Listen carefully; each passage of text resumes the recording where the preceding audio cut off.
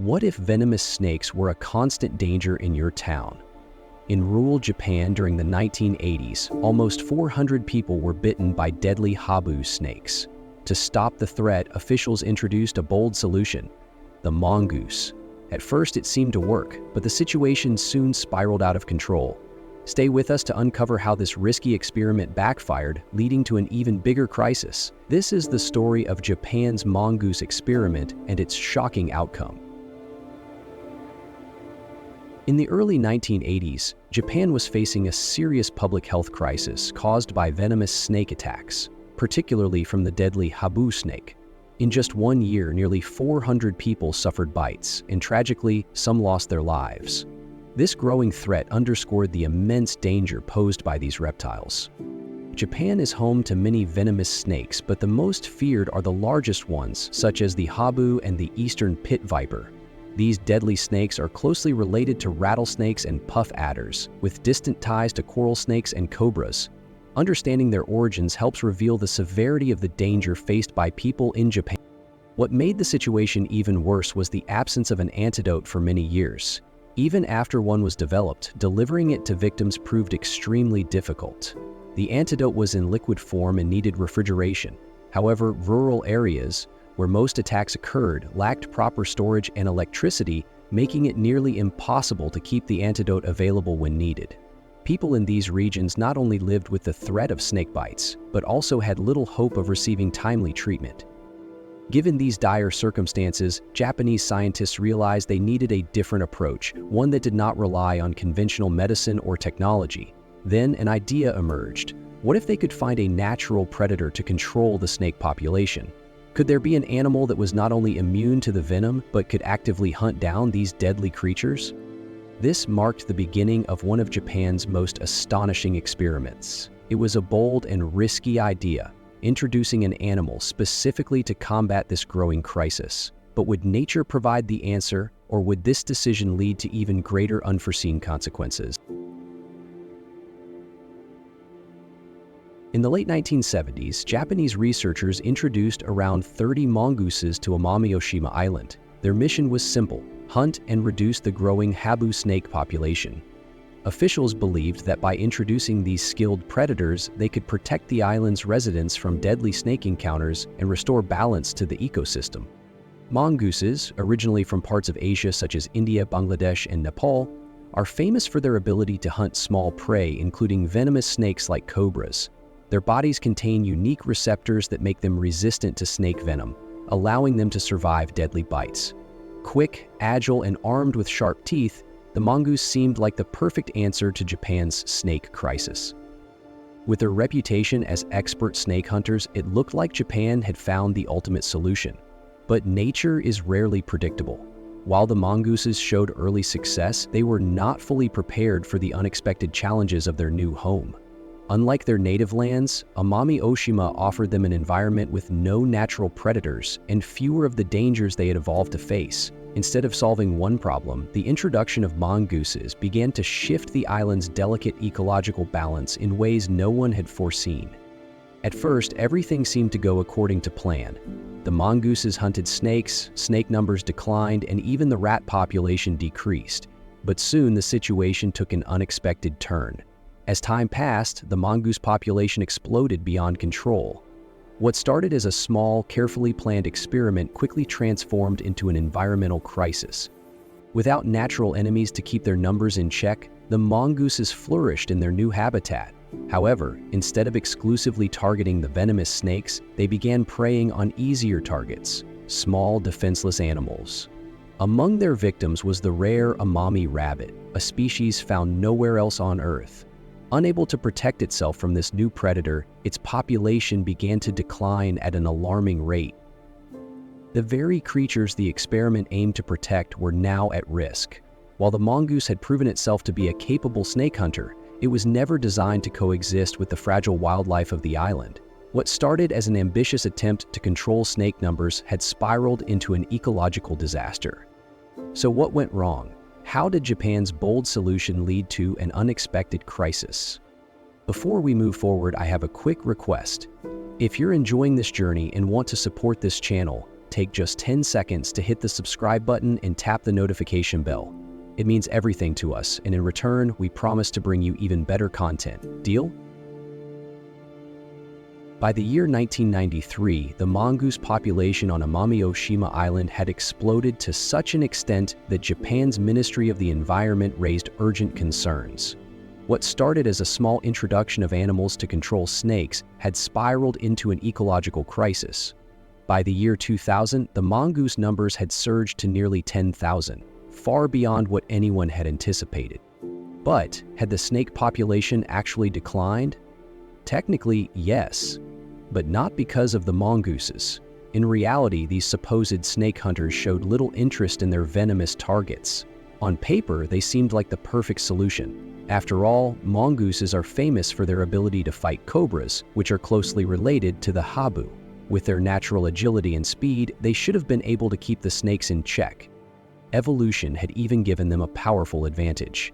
They possessed specialized acetylcholine receptors that made them highly resistant to venom, allowing them to survive bites that would be fatal to other creatures.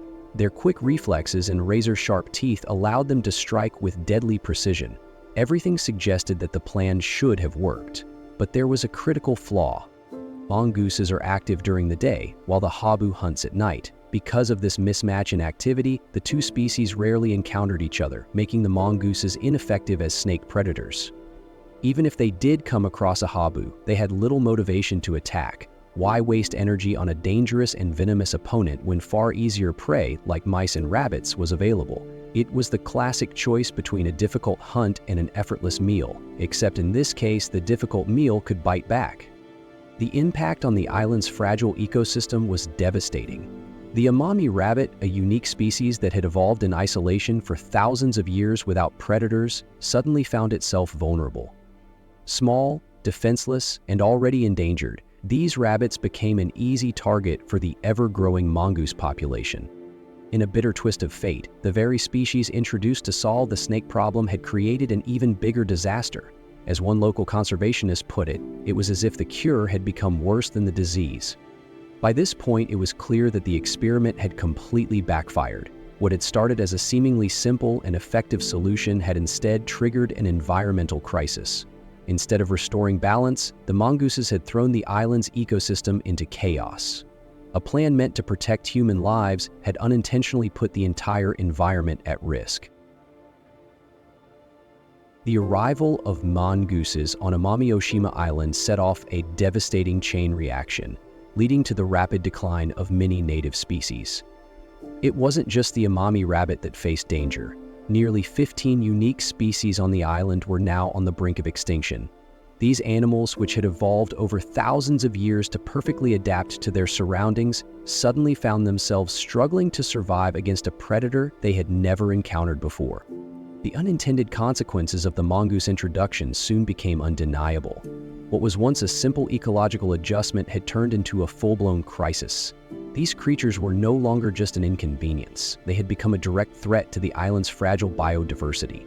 Entire ecosystems, carefully balanced over millennia, were now unraveling due to the unchecked presence of an invasive predator. But the destruction extended beyond just the wildlife. The mongooses brought severe economic hardship to the people of the island. Farmers, who were already facing the natural difficulties of island life, now had to contend with a new and relentless threat.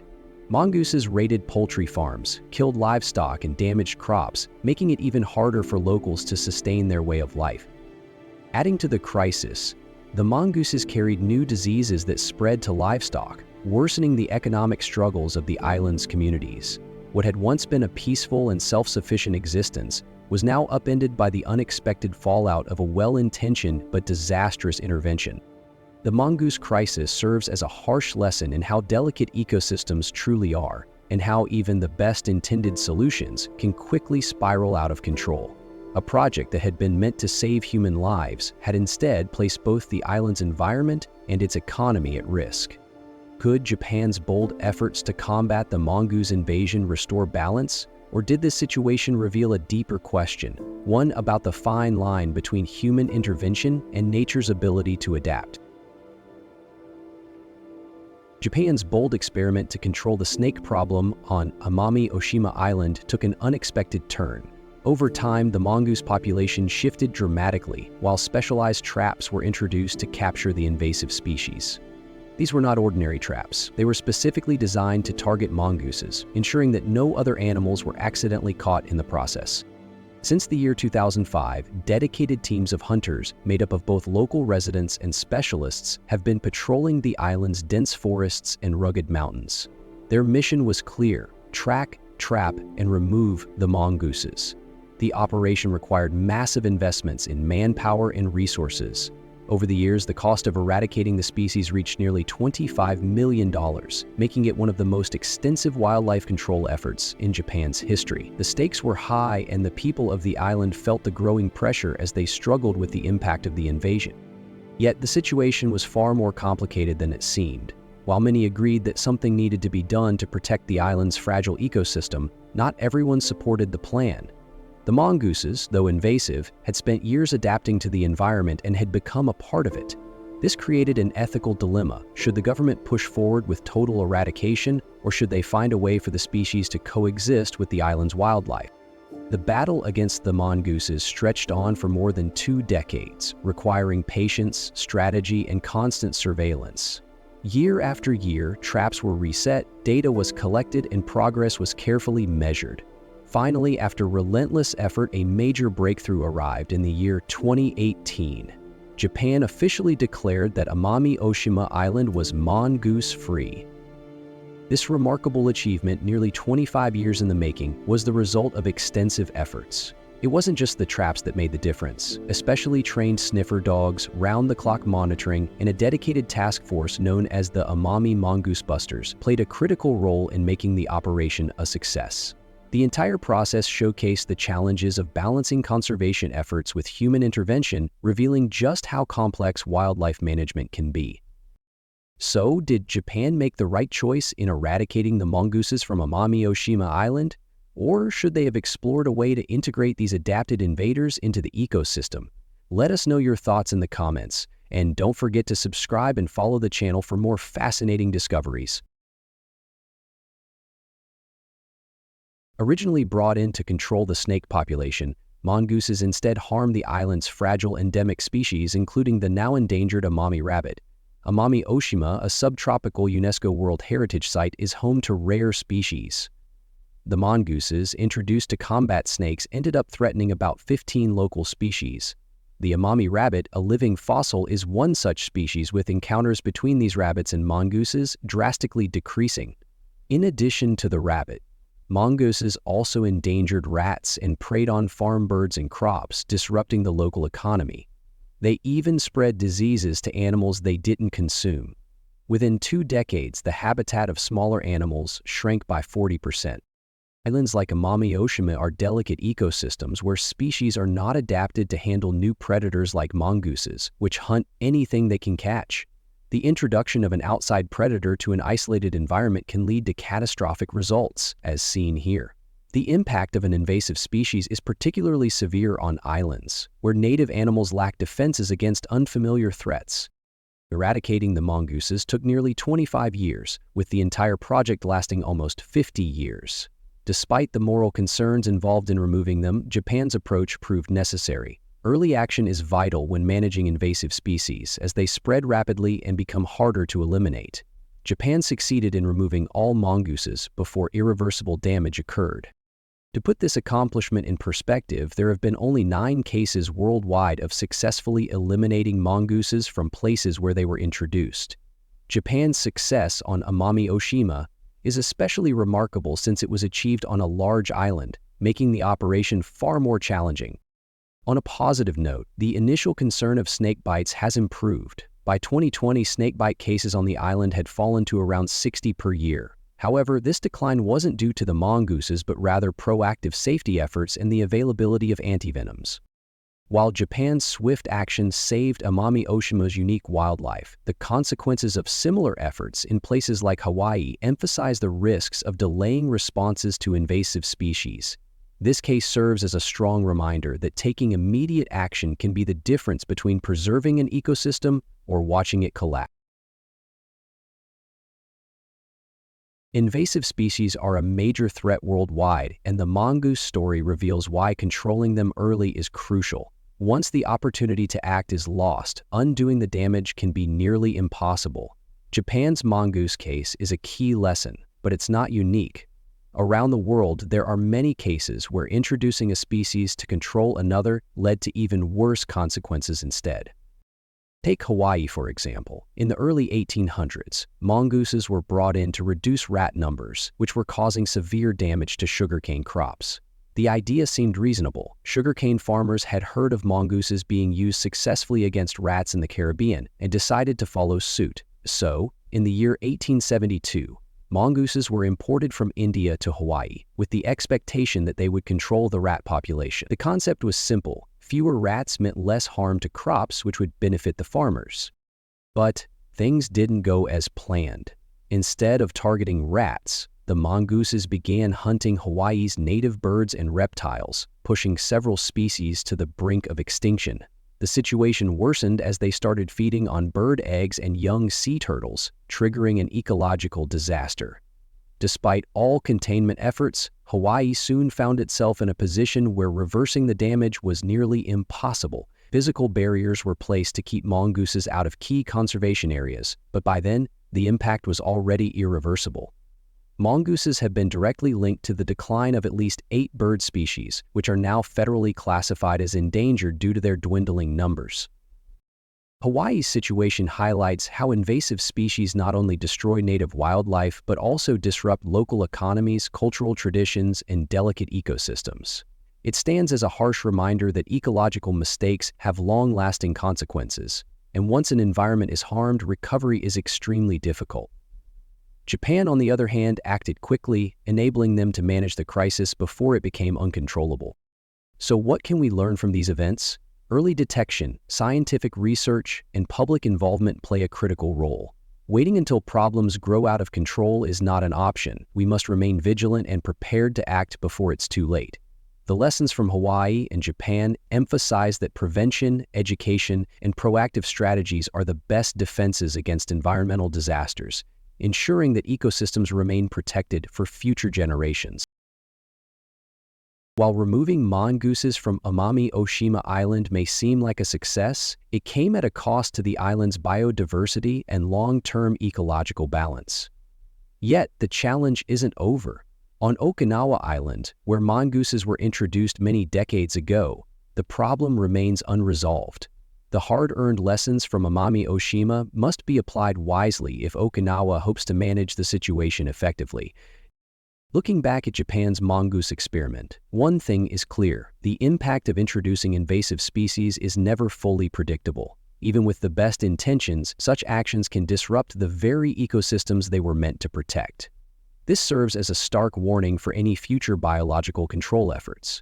As we continue addressing environmental threats, we must consider: are we truly fixing the problem, or are we just creating a more complicated one? So the next time you hear about using animals for pest control, think about Japan's mongoose experiment. Is it a brilliant solution or just another disaster in the making?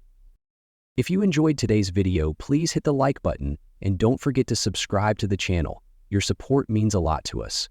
Click on the video that appears on your screen right now. I'm sure you'll love this content. Comment below about the next country you want to see featured on our channel. Thank you so much for watching, and see you in the next video. Thanks for joining us.